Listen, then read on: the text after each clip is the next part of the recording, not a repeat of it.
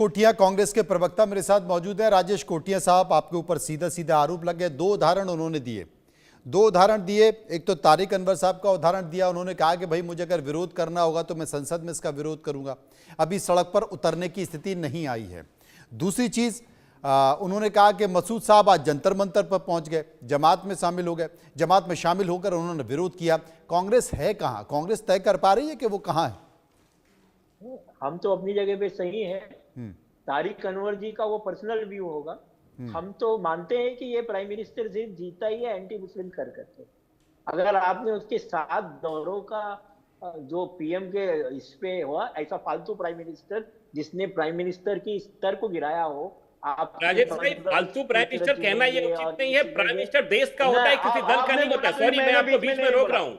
Sorry, बोला तभी मैंने बीच में नहीं बोला। बिल्कुल नहीं, देश का प्रधानमंत्री, आप प्रधानमंत्री की अवहेलना कर रहे हैं, प्रधानमंत्री का अपमान कर रहे हैं, देश का अपमान कर रहे हैं। कांग्रेस ये वो नहीं, राजेश भाई देखिए, आप नेशनल चैनल पे बैठ के आप प्रधानमंत्री को इस तरीके से नहीं पूछ सकते हैं। नहीं, अदानी को जो वक्त मैं आपको कह रहा हूँ, आप प्रधानमंत्री जी के विषय में इस तरह के शब्दों का प्रयोग नहीं कर सकते। प्रधानमंत्री देश के प्रधानमंत्री है, अभी अदानी को जैसा बॉम्बे में दिया है प्रधानमंत्री। आप इस तरीके से नेशनल चैनल पे बैठ के इस तरह।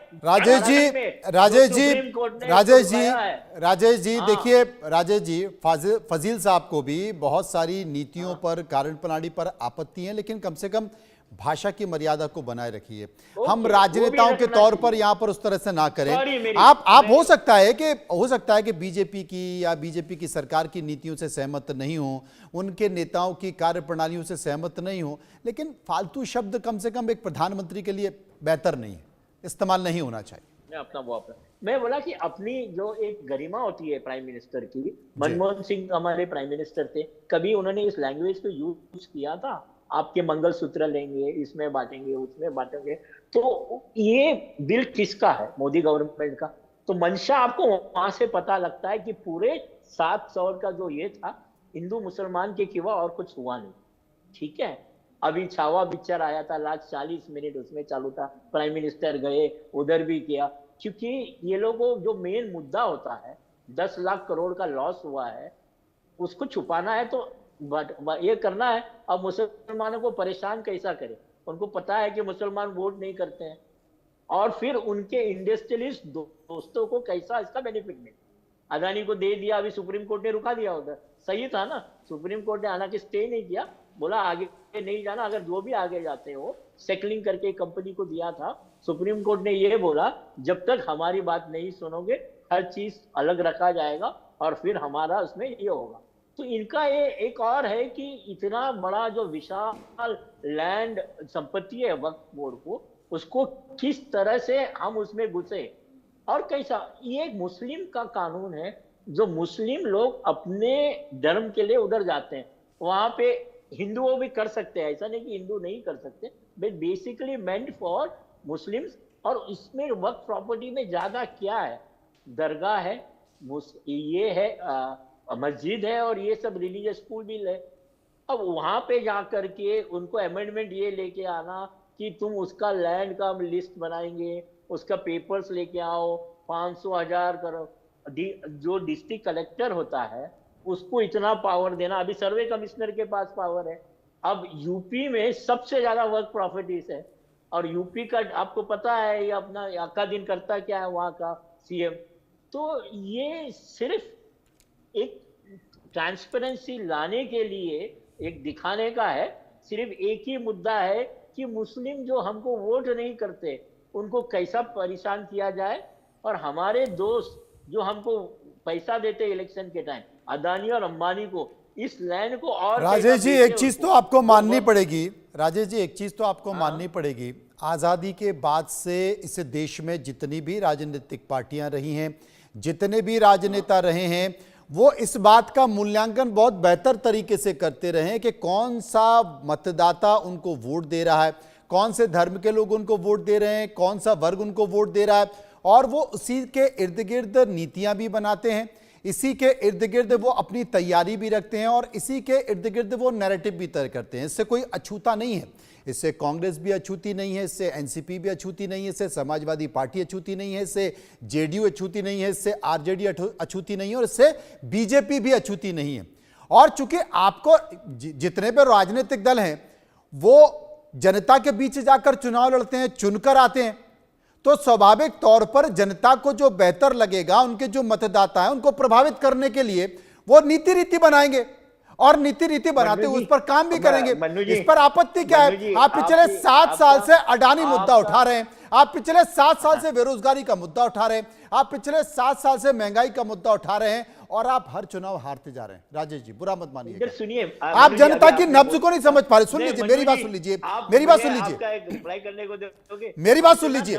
तो अगर कोई भी राजनीतिक पार्टी वो बहुत बेहतर तरीके से अगर चिन्हित कर रही है कि मेरा मतदाता कौन है, मेरा वोटर कौन है, मुझे कौन वोट डालेगा, वो उसके हिसाब से रणनीति बना रही है, उसके हिसाब से नीति बना रही है, वो उसके हिसाब से चल रही है।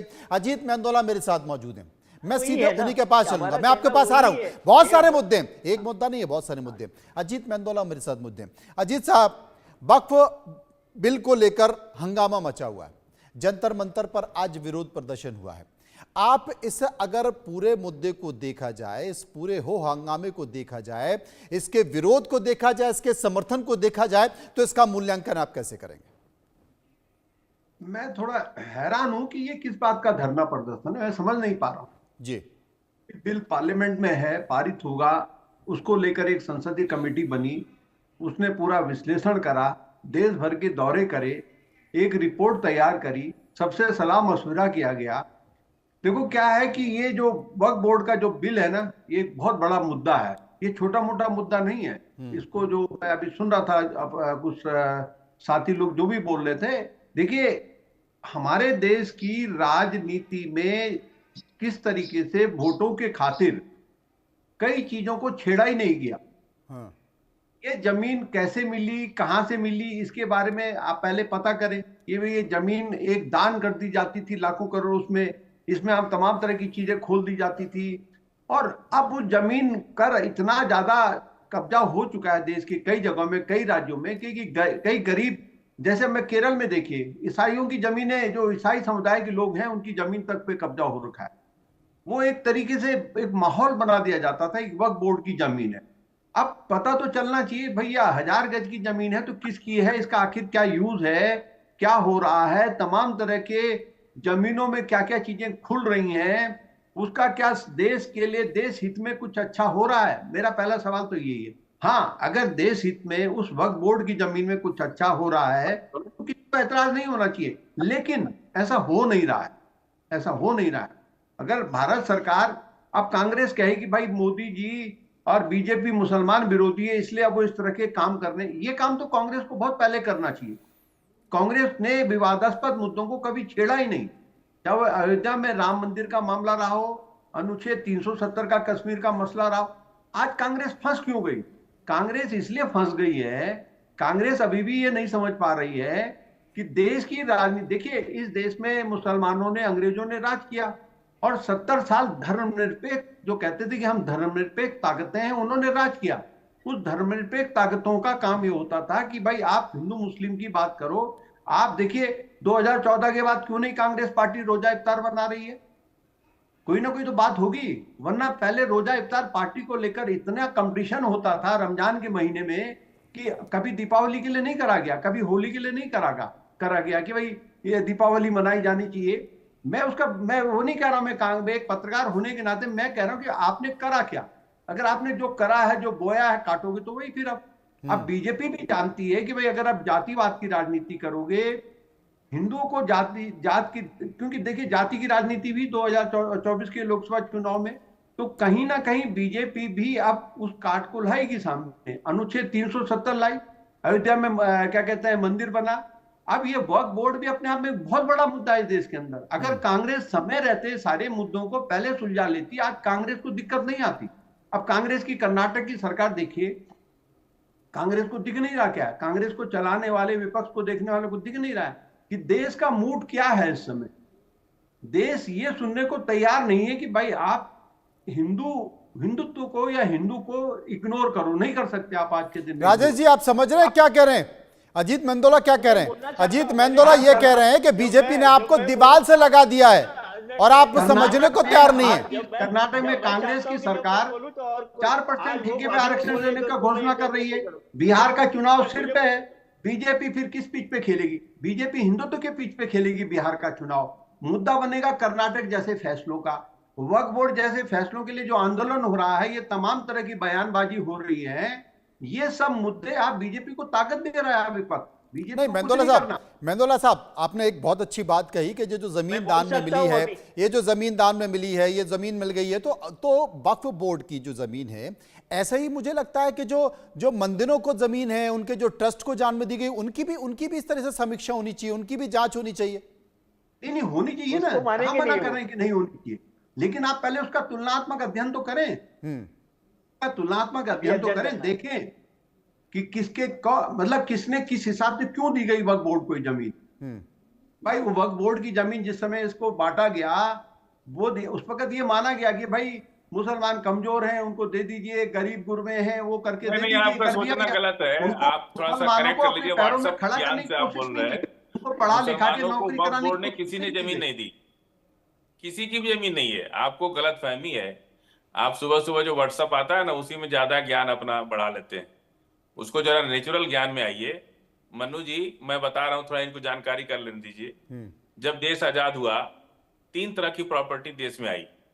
हिंदू ट्रस्ट एक्ट में अपनी प्रॉपर्टी को रखा, मुसलमान वक्फ एक्ट में रखा, और ईसाइयों ने अपनी प्रॉपर्टी को कंपनी एक्ट में रखा। ये 3 कानून है देश के अंदर, तीनों का अलग अलग तरीका है।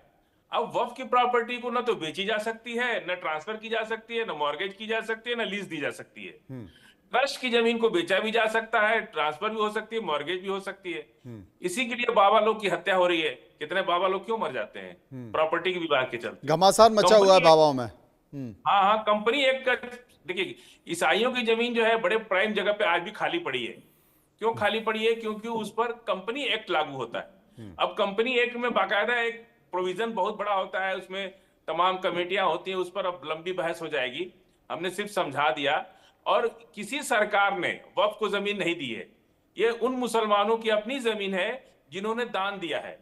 जैसे मान लीजिए जिसने दान दे दिया, या जो मैं समझा रहा हूं आपको भाई साहब, सरकार ने तो कहीं भी जमीन नहीं दी है। सरकार ने कहा जमीन देने की, भाई अगर वो जमीन 1000 एकड़ जमीन है, उसका कोई यूज नहीं हो रहा है, उसका यूज गलत कामों में हो रहा है, कहीं ना कहीं पूर्वाग्रह से बात नहीं करनी चाहिए। अब मनोज जी एक बहुत खास जानकारी आपको बता रहे हैं, जरा गंभीरता से सुनिएगा। दिल्ली का ओबराय होटल देखे आप? दिल्ली का ओबराय होटल वक्फ बोर्ड में कहेंगे आप, ये वक्फ की प्रॉपर्टी है और 1 रुपया किराया देते हैं वो, 1 रुपया।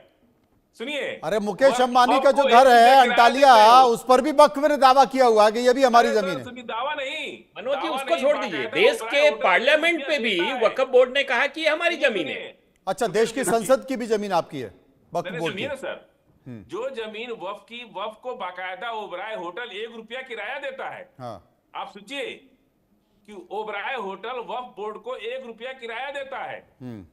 समझिए आप बात को।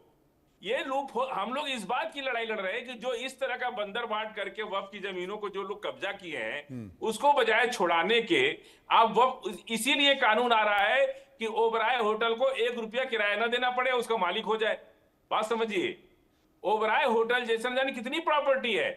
अभी तो ये सब डिबेट डिस्कस में आ रहा है तो चीजें खुल के आ रही है।